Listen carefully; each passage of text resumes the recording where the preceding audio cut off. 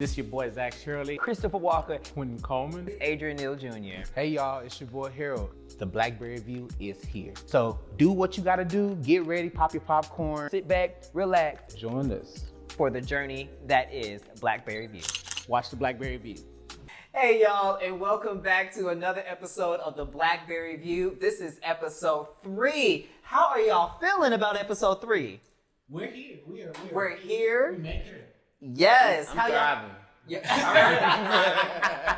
How do y'all feel about, the first 2 episodes? You know, I'm glad that people supported the cause. I'm Yes. glad to see our audience is extremely diverse. Yes. We're getting a lot of positive feedback, so I think that's amazing. I am loving it. And I this love is that amazing. people are still asking us, so when's the next installment? So Right. that shows that we have a product that people are constantly craving. So that's good. And y'all, we actually took a lot of y'all feedback seriously. We got a new space. Yes, can we give it up for a new space, y'all? We have a new for a space. budget. Yes. New space, no budget. All right. It's all right though. Yeah. Well, since we changed it based off of fans' recommendations, can y'all recommend that we get a check? We could do that. So if you would like to be a sponsor of the Blackberry View, please just write in onto our messages on all social media platforms. We'll definitely get back to you. Or if you would like to sponsor me individually. Moving forward, y'all, today here on episode 3, we're actually going to be talking about religion as it relates to the LGBTQ community. And then we're going to, of course, talk about Lil Nas X's controversial music video. But before we continue any further, as you can see, we have a guest, which we're happy to have. So, August, tell us a little bit about yourself. Hey everybody, my name is August. My pronouns are he, him, his. And I'm just excited to be here. Thank y'all for inviting me out. Thank y'all for having me, and can't wait to get to talking. Yes. Well, Right, so y'all know the gays, we didn't do nothing shady with Q. Don't be the blog. Y'all, Q is on a vacation, so he's not a vacation, but he's out for the week, right? He has some things they need to deal with, so we brought in August, not to replace him, Not a replacement at all. but just to be a guest to add. Gays be shady. But I said, this I ain't, heard him making tweets. Oh, girl, they took you out. I'm gonna say it's not the Supremes. We're not replacing anybody here, but that's not what's going on. Q will be back here episode 5 and 6. As I stated, y'all, we're going to be talking about religion and Lil Nas X's controversial music video. But so I'm going to pass it over to Harold, who's going to take us into the what? Harold? Daily Squeeze. The Daily Squeeze, y'all. Here we go. So here's the Daily Squeeze, y'all. So as you probably have seen, I would say, for lack of better words, the church pews have been rocked as of late. First, you had Lil Nas X video called "Call Me by Your Name," which had a whole flurry of controversy. Then there was a dropping of a shoe that he had partnered with this company called Mischief, and that actually made a Satan shoe that had a drop of blood. They sold 666 pairs of it. It had the Pentagon charm on it. And then it ended up also having a drop of blood in it and sold for $1,018, which is symbolic of the scripture Luke 10:18, which is like I saw Satan fall like lightning from the sky. So there's that. Child, and then just when we thought our heavens were already rocked, here comes Pastor Deacon Donnie McClurkin. It's on VH1. I forgot the name of the series, but he's basically discussing his life as it relates to his sexuality, or more so navigating his attraction to both men and women or whomever, and how he just kind of came to a point where he recognized that this life of a He's relationship. So back in the day, Donnie McClurkin's testimony was that he had an attraction to men. He was dealing with a demon, or he was dealing with the spirit of homosexuality. That was like the platform that he came into the industry on, because people liked him because he was an overcomer. He was so authentic about what he was dealing with, and that's what resonated with so many people, especially in the term of Christianity and music. Right. And so a lot of other men who are dealing with similar issues, asking for questioning their sexuality, being musicians within the church, could relate to that. Could relate to his narrative. Could relate to his story. And then also, he's a great artist. He's a phenomenal writer. He's a great singer. He is. And he's also a world-renowned gospel producer. He's produced like a lot of music. And he can beat a face. What's shaking people up is what he said in his docuseries, basically, where he's giving up an idea, right, of a stable relationship where he can want to raise kids and go to bed with their loved one on his side, next to him, and wake up into a happy, just holistic life that we all want. He's giving on that because I think at this point it seems like the vibe is that he's still trying to reconcile, or he's maybe come to terms that because he's in the space where religion is not allowing him to pursue one end of the spectrum, and he also talks about how he doesn't know how to really date women and cater to their needs, so he's kind of just like at a standstill. So how do y'all feel about these two things as it relates to the black church? Because all Christians were up in arms, but baby, these black church, these mothers with these church hats, so going to Easter Sunday was with ripping. Lil Nas X's video, I think people are taking it a little too far. The man took a creative direction. That's a deep subject. I mean, but still, like picture it, Sicily, 1962. So all our lives we've been hearing, you're going to hell. If you're gay, you're going to hell. You're going to hell. You're going to hell. So he was like, okay, well, if I'm going to hell sliding down a stripper pole, dance on Satan, kill him, and take over. That's literally what he said in the tweet. He's not a Satanist. He's not worshiping the devil. And my thing is, like, we have like Bone Thugs and Harmony, who had imagery that was replica. DMX. We had DMX. We have shows like what's that Sabrina? The Chilling Adventures of Sabrina. Right. Right. And we had the Crafts. Charm. The Crafts. Lucifer. Like, There's a whole show called Lucifer. And so, but the moment a black gay guy takes control of the narrative, there's an issue. So, in doing some research, because my thoughts on this is that all those being true, things I also looked up was also what this means for children, because another conversation that was happening at the same time. Because he is a staple of influence for the younger generation, from younger. Monitor your kids. Control what your kids watch. You cannot control what your kids watch. I don't care what nobody says, because That's the thing. You can't control what your kids watch. You are somebody who has influence. When you are someone that people look up to, that kids look up to, you need to monitor how you portray and what you put out there, right?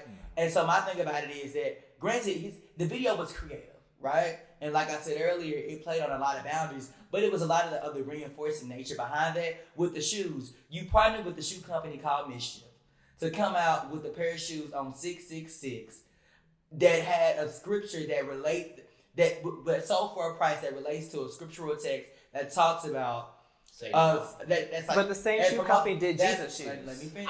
That promotes a satanic scripture, and then it's a drop of blood in every pair of shoes. So as we know, like, blood represents like sacrificing and all that. So that's like a pillar within the word of, we like, drink blood every first Sunday. The blood of Jesus. Communion. The blood of Jesus. It's still blood. It was representative of the blood of Jesus and not the blood of Lil Nas X. I ain't drinking his. No. Well, it's not his blood. And so maybe this is something I'm working on. I just feel as though, like, to Chris's point, I'm all for creative license. Yeah, you can be creative. But there's just certain boundaries, and I think it's also recognizing all of us here are black queer men raised in the South. So that is a whole nother dynamic in and of itself.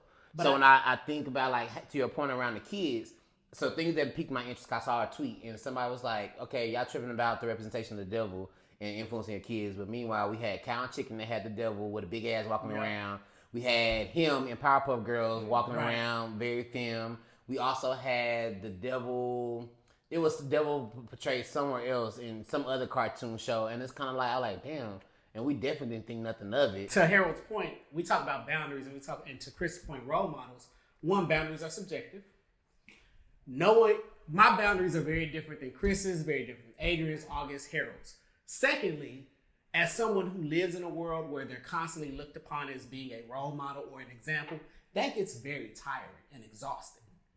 That gets to a point where I just want to live my life, do my art, make what I want. Now, I'm not necessarily saying that what Lil Nas X did was right. I'm not agreeing one way or another. However, my perspective is that someone is trying to put the boundaries and subjectivity of boundaries on someone else, we don't have a right to do that. Nobody has a heaven or hell to put somebody in. And I think, like Chris said, you know, in this day and age, parents cannot control what their children watch. As a teacher, I see it all the time. And I hear the kids, but it is a great way to open up and to talk to, you know, kids about this. Well, why did Lil Nas X do this video? Why is he with the devil? What led him to this point? Why do some people feel this way? Why do some people feel that way? And what I'm noticing, too many people simply give their kids an iPad, a phone, and here, go about your way, baby. I'm busy. I gotta do something. So this really should force parents to have that conversation. Whatever, like Zach said, boundaries, values are all subjective. Yeah. Whatever those are on you and your family. But this, I think, should at least force parents to start having those conversations with their kids. So what about Donnie in the case of sexuality, right? Because, you know, in terms of boundaries, some people would say that having a openly black queer gospel artist. I think it's about time for us to have an openly queer black and gay artist, preacher, pastor, ministry leaders. Look, y'all, we have been in the church since the beginning of time. We are with our flaming self. Lead the choir. Like, I mean, first, like, I remember being 16 at my home church, and I was dancing. I was doing a performance, and this man came up to me. He was like, "Oh, you dance like water." He said you dance like water. Well, I think that means something else. but anyway, my point is that we have been at 16. I was already in the church. I've been in the church. I was gay. I was playing, whatever the case may be. We are there. We are present, right? And what aggravates me, and I'll get into this later on when we get to our main topic, is like this church hurt to where we will take advantage and tokenize the gifts of black gay men, but won't celebrate them living their authentic selves. Yeah. When it comes to church, there are two things for me that comes to mind is that the saying that the gift comes without repentance, right? And I think that for a lot of LGBTQ people in church, they're living as themselves. I'm presenting and showing up as my flamboyant ass self in their choir stand, shouting behind the piano. But I think a big part of that is more deeper is the internalized stigma that those people face. So I feel like that's what Donnie McClurkin's biggest issue is, that it's not me not being able to show up as who I am, it's that me having to deal with the internalized stigma based off of the cultural context of who am I supposed to be and what I'm supposed to be doing. And we'll be right back after this commercial break.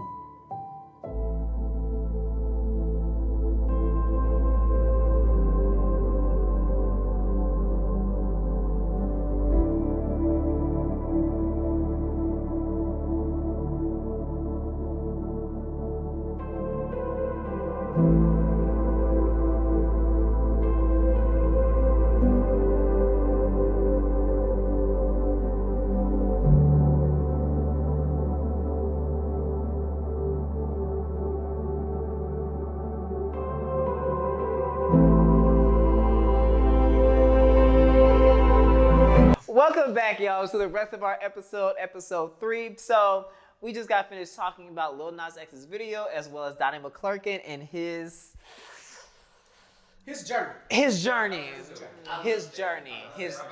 I love it. His journey. We're all on a journey, right? So we're going to continue with the conversation, and we are going to now talk about religion as it relates to the LGBTQ community. So I'm just going to open it up, y'all. How do y'all feel about religion, not just Christianity, but religion in general as it relates to our community? I'm sorry. I don't ready. So, really, so I know you said not to focus on Christianity, but pre-Christianity, especially like in the Americas, in Africa, Australia, queerness was celebrated in a lot of different religious practices. Like for indigenous Americans, a lot of tribes had this concept of a two-spirit person where people that were same-gender attracted were considered sacred. You also saw that in some parts of West Africa. You saw it in Australia. And then Christianity came through using mainly different biblical verses to kind of to demonize queerness and homosexuality and stuff. And recently I came across, I like to study religions, and the first time that the word homosexual was actually in the Bible was not until 1946. Exactly. Yeah. 1940s when it got Yeah, a lot of, especially if you go to like European language Bibles before 1946, a lot of the language that they use, especially for the big verse that is always used, Leviticus chapter 18, verse 22, where it says that man that lieth with man is an abomination or some form thereof. Mm-hmm. Instead of it saying man lying with man, it would usually say man lying with young boys. Exactly. As a notion to pedophilia is the abomination. Absolutely. And then after the 40s, it was changed to homosexuality. Correct. And you are absolutely right. Like, a lot of people don't recognize is that many of the scriptures that they're referencing homosexuality actually reference pedophilia, right? And not necessarily the act of homosexuality. And if you do your research and your study and all that, you will also know that King James himself was a flaming queen. Well, to the point that you introduced around pedophilia, I think there's so much conflation around pedophilia and homophobia, right? Or yes. Homosexuality, rather. And I think because of the incapability of people to address pedophilia in realistic and appropriate ways, what they do, they group it in, right? And say, well, that's tied to homosexuality. So if we get rid of the homosexuals, we get rid of the pedophiles. Meanwhile, you have had pedophiles all up and through the Catholic Church. Exactly. I mean, it's sad to say, but like when you think of pedophilia, you think of Catholicism. You think of, a priest, right? A priest and a young child. Like, I've even seen like costumes made out of it for Halloween. Mm-hmm. So I think there's a lot of conflation of the two. I think you have to recognize that they are actually mutually exclusive, and they require different levels of attention and action towards. So I think that's also why, to your point, why that whole introduction of homophobia in 1940s kind of took off. What has been y'all relationship or experience when it comes to the Black church and being a member of the LGBTQ community? I think for me, my experience has been privileged in a way, because yes, both of my parents, they are pastors. But the way we look at religion is a little bit different. We're more spiritual than anything. So we believe that, because I am Christian and non-denominational Christian, so we act out of love, right? And so the Bible talks about striving to be like Jesus, not to be him, right? And so granted, no one is perfect, right? So if we were perfect, that means we would be trying to be an imitation of God, and that's who we're not supposed to be. He says strive to be like him. You will never be him, right? So it's aware that you're not going to be able to meet all the 10 commandments and you're going to make some mistakes. That's about living life, right? You make mistakes, you learn from your mistakes, and you can help someone else out to prevent them from making the mistakes that you make, but it's a love thing, right? And I think that a lot of times religion skews and pushes people away from it because people don't get what the true essence of spirituality is, right? It's having a relationship with people, having a relationship with the higher being. And the root of that is love. How can you expect to reach people where they are if you don't have a true essence of love? If you don't see me as a person, you see me for what I do and how I do it, you don't love me. You can't accept me. Mm-hmm. And then within certain sects of religious worlds, especially within the different Christian denominations, Baptist, Pentecostal, people pick and choose what sins they want to highlight and what they want to live by. Granted, you can't come.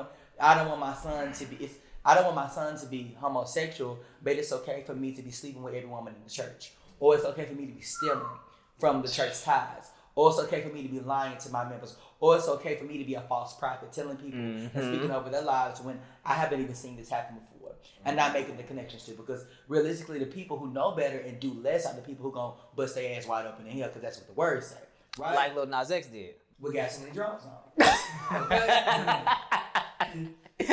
But I just think that people, as time went on, and we as people want power, right? The way that we got into the world, the way that people operate is based off of a feudal system. If we didn't have a feudal system, we would we want to survive, right? Like the essence of true equality, granted we push and strive for that, but realistically, it probably would never happen because we function off the bias that some people are up here and other people are down here, right? And so because society is built on that, it's always going to be those individuals who are always going to be at the bottom of the totem pole or going to get the shorter end of the stick. So when I think about the LGBTQ community in the context of religion, we are the ones who normally and typically get the bottom of the stick as it relates to that, right? Within certain areas. But I think that we're in a time now to where there's a cultural shift and change and paradigm shift to how society as a whole views people of our community to be more accepting and to know that we are not monolithic beings and we are not pedophilias, right?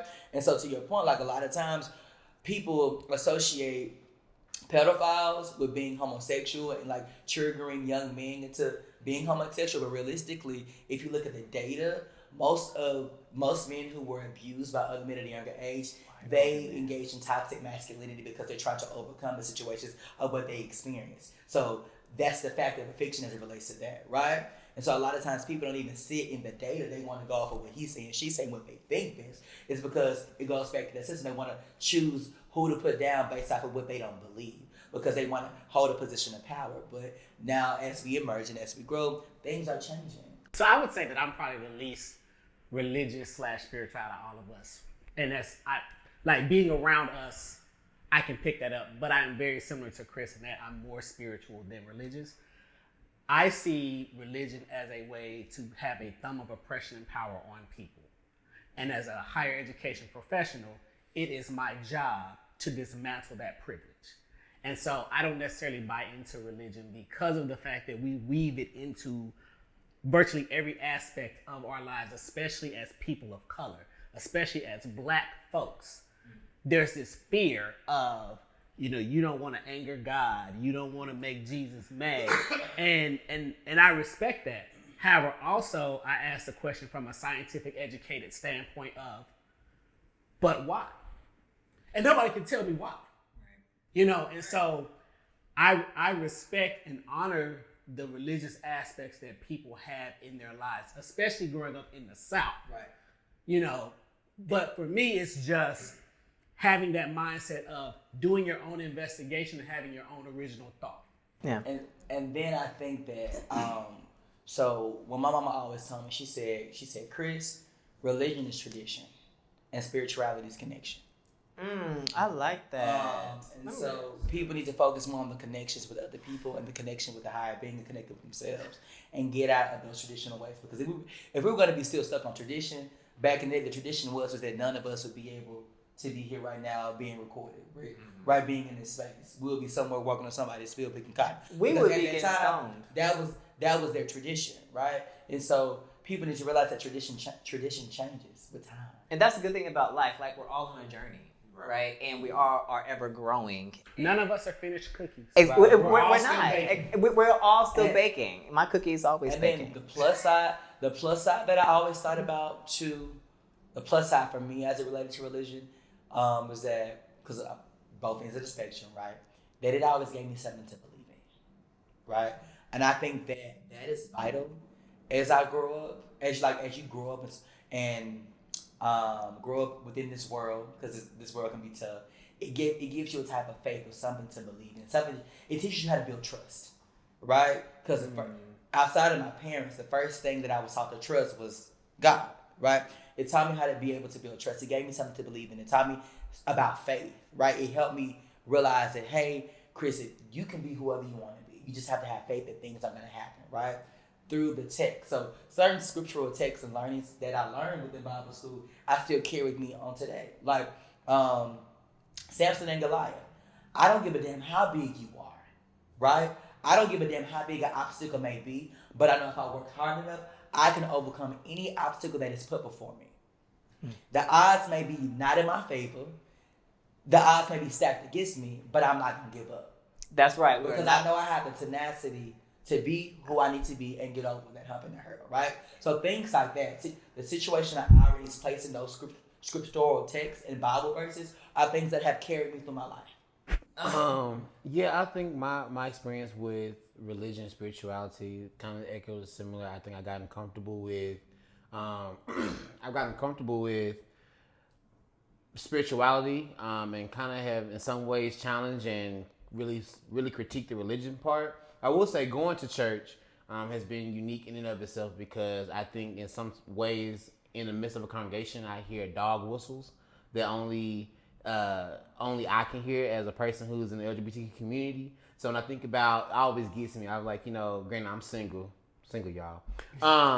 But when I think about those moments, they're advertising the couples retreat, right? And everybody, come, all couples are welcome. It's like, but the picture you have on there is between a man and a woman. Now, I also get from an aesthetic marketing perspective, I get that piece, right?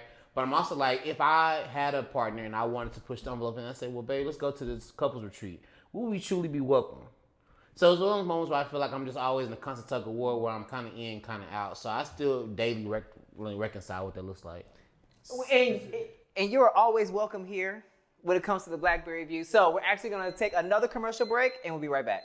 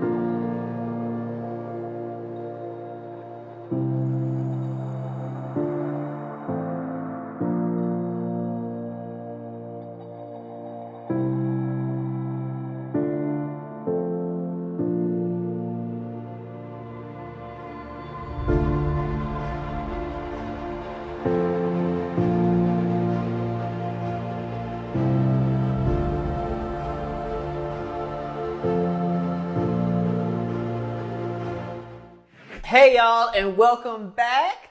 We are now going to get into why those feelings with Chris. Chris, what you got for us? So this is one of my most favorite segments, probably because it's yours.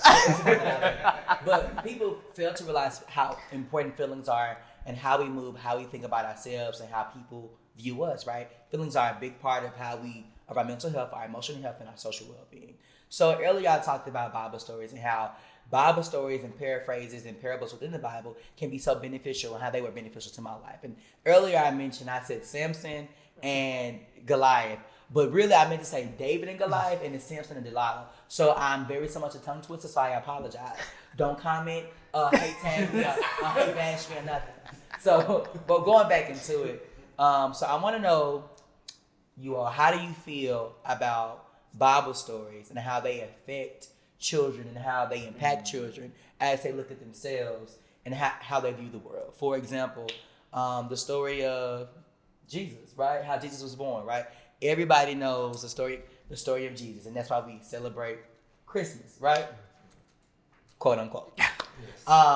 And so that's the first Bible story that people know, that Jesus was born to the Virgin Mary. And when the baby was born, the disciples came or whatever, frankincense, myrrh, and oats and all that extra shit. I don't read every day. I done forgot some stuff, right? Yeah. But it's about being able to reverence the birth of new children, right? That's the whole idea and essence of why we do baby showers, right? And so going back into the point of the being and the facts, how do you all feel about the way that Bible stories are so prominent in our society and how they affect real world situations? So I think that Bible stories, give a very 30,000 foot vantage point for individuals to really live practical everyday life. It gives an excellent blueprint on, this may not be the specifics of my life, but like the story of baby Jesus and Christmas. So we can take this story and pattern Christmas or have conversations about Easter or whatever. And so again, I'm not as versed in the Bible as probably everybody else is. However, I will say that I do understand the power and recognize the power of these stories and their influences on the lives of people. I would say for me, Bible stories are similar to Santa Claus, right? And so we give, I feel like we aren't living in reality a lot of times when it comes to Bible stories. And so for me as a child, even though I would be told Bible stories, as I continue to grow and do my own research, a lot of those stories were like not relevant to me as a person in my experience in my journey, especially as a Black gay man. And so I think that, because the Bible is written by man, right? And so anything and everything that man has its hand in is going to be kind of fishy, right? So I would like for us to, maybe use the Bible as a foundation, but don't use it as like the end all to be all, right? Don't let that be anything, and don't let kids, you have to live it this way, you have to do it this way, right? Allow for some thinking and some individuality in that. That's how, like, I grew up Catholic, and I was in catechism every Sunday, every year since I can remember to high school.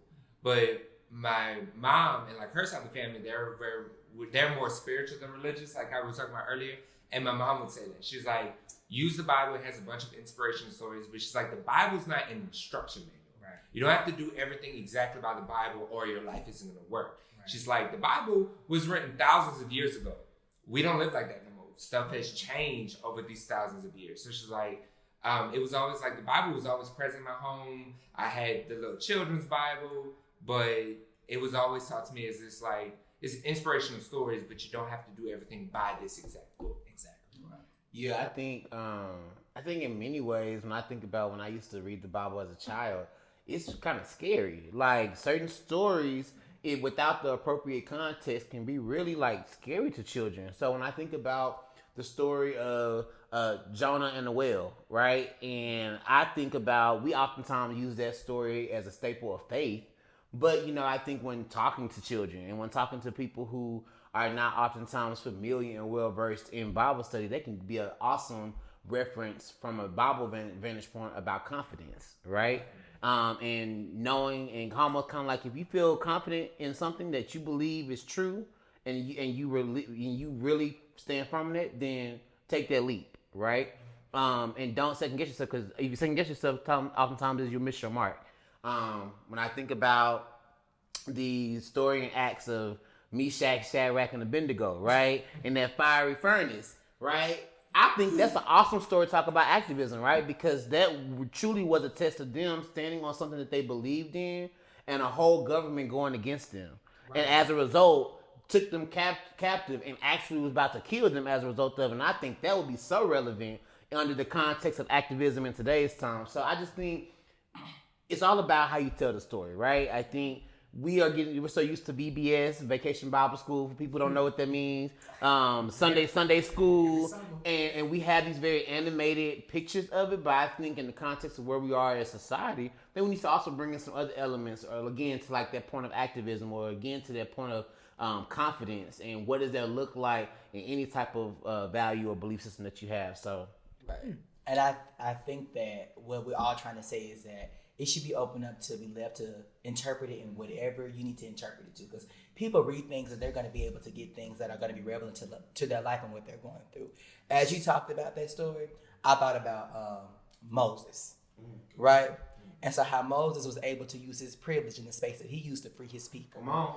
Right? And like in the work that I do, a lot of times that I do a lot of sexual reproductive health work. And because I'm young doing it, and the tables that I sit on, I'm using the privilege that I have to make a way for other people, right? So sometimes you have to be that person to make a way and lead people out of the darkness, right? Yeah. And even this discussion can help. We can be helping to lead you out of your darkness and helping you figure out what spirituality and religion looks like for you in your life, right? You better talk to the audience, Zach. So in hearing you, Chris, and in hearing Harold, I now think about the stories and the influence. So I'm a Freemason, and Freemasonry is based off of the Bible. We cannot open or close a meeting without a holy text in our lodge room. So when we talk about examples or teachings, we pattern ourselves as Freemasons.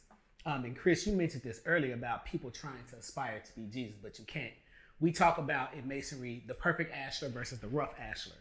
The rough ashlar is stone, uncut, imperfect, just messed up. And the stonemason's tool is to make that ashlar perfect. It's not about the final product, it's about the journey towards that. None of us are ever going to be perfect because perfection is Jesus. And so looking at those stories and looking at how it ties into Masonry allows a lot of us as Freemasons to be able to say, you know, we have these teachings, whether it's King Solomon's Temple or talking about the widow's son, and really understanding the fact that in these Bible stories, we find ways to make ourselves better men, better people individually. Exactly. In closing, in conclusion, nothing is perfect, right? Mm-hmm. And I want you to remember, diamonds are made under pressure. Diamonds are made over time with pressure. And you too can be a diamond, right? But you have to go through some pressure first. And if we're so stuck on religion and being Jesus and we can't see the pressures that people go through to really make true diamonds, you're missing the mark. Ooh, that was good. Ooh, yeah. Somebody tuned this boy up in A flat. I know. Y'all can tell this is his favorite segment, and that's why he leaves it. Oh, well, look at that, Chris. This is why this is your favorite segment and why this is your segment, right? But now let's go ahead and get into some tips and dips with Zach. So, Zach, what tips do you have for us? So, we've had a robust conversation about religion, spirituality, people's journeys, right? And I think that the journey is really what people should focus on as opposed to that destination. Our destinations are final. The true learning comes from the hurdles and the issues, to Chris's point earlier, the giants that we've slayed, the lessons we've been able to take from that. And so I would implore people to think about the fact that, think about all of those hurdles that you have jumped, those successes that you have realized. And if you can attribute it to religion or spirituality, so be it. So I'm a quote person. I was an English major in undergrad. So Deepak Chopra mentioned a quote about religion and spirituality, and I want to share with you all on the Blackberry View today. So religion is the belief in someone else's experience. Spirituality is having your own experience. And so when we where's the organ? Where is the organ? That's a tradition and a connection. that tradition and connection. That was the tradition and a connection. And so the reason why I love to say that I'm spiritual and not religious is because I feel like religion is oftentimes a blueprint or a map, and you're only allowed to go a certain way or follow a certain path. My spirituality is between me and whomever my higher power is. I am the same type of individual who, even though I will say that I'm not just completely religious, I love me some good gospel music. It takes me to a place no other type of music can. I have conversations with God myself, whether I'm on the way to work or I'm in my office or I'm at home. And so the thing about, for me, spirituality is that, to Chris's point that he made earlier, it's a very personal relationship. And it's a relationship to where I can bring my tattered, worn out self. And I don't have to walk into a church. Even though the church is for the sick, people want to pretend like they always well. And so with that, I would much rather have that experience in the confines of my own space versus the space where others will seemingly judge me when they're supposed to be patting me on the back and telling me, baby, it's going to be okay. And so my tip for you all is to understand that your journey in spirituality is your own individual journey. It doesn't have to be confined or follow the blueprint of anyone else's. When you said something that brought up, triggered my mind. So the Bible says, come as you are. Right? It doesn't say come how I want you to be. Right. It don't say come in white on second Sunday. Or come how other people want you to be. Exactly. It says, come who you are. And when I Exactly. think about Jesus loved everybody. Because one of Jesus' closest confidants was Mary Magdalene, the lady of the night. He hung out with all. Jesus was with those. He could be told. But half y'all in the churches when the whole couple in your church, you want to talk about her because her tights is too tight and her booty jig. And you ain't focusing on the word and you focusing on her. So, y'all, yes, Mary Magdalene was a woman of the night. Actually, there's a lot of mistranslation. Come on. And really, one of the popes in like 500 AD, he said Mary Magdalene was a woman of the night. But nowhere in the Bible does it specifically say Mary Magdalene is this woman of the night. There's no extra connection. It was a man's narrative that made it that way. And the man is always From the tongue of man. Our next topic is patriarchy. Stay tuned. That's actually not the next topic. Jesus can still be with the hoes because he walks in. That's true. Yeah, yes. That part's right. Jesus was with the hoes. With the tax collectors, with the pimps. He was with everybody. Jesus was also a hazer. Hold on. Greek. Let me tell you. And he took mud, he spit it and slammed it in the face of somebody else just to give him sight. Now, come on. Tell me that in the hazer. The organizations affiliated with the Blackberry View are non-hazing organizations. Yes. We all. Because I am not going to lose my job. The majority of us belong to Each and every one of them. some Read the Greek Bible. fraternities, and we are non-hazing organizations. Okay, and the Blackberry View itself is not one either. Zach, you need to be somebody's pastor or I do spiritual not need to leader do that. because that little tips and dip that you just gave us, honey, had me about to run across this stage or room. Table. Well, they did say that he plays a phenomenal pastor in the bedroom. He has a collar and everything. Anyway. Well, y'all, on that note, These are my confessions. we hope that you all enjoyed today's conversation with us. Please, if you want to join in on the conversation, go to the Blackberry View on all of our social media platforms and engage with us. We want to hear your thoughts. What are your thoughts on Lil Nas X's video? What are your thoughts on Donnie McClurkin and his journey, as well as your thoughts on spirituality and your own experience? And also be looking forward to episode 4, where we talk about the family dynamic, right? What does family mean within our community? That's the LGBTQ community. And how's that different than the traditional family structure, yeah? So, y'all, this has been episode 3 of the Blackberry View. And until next time, see you later.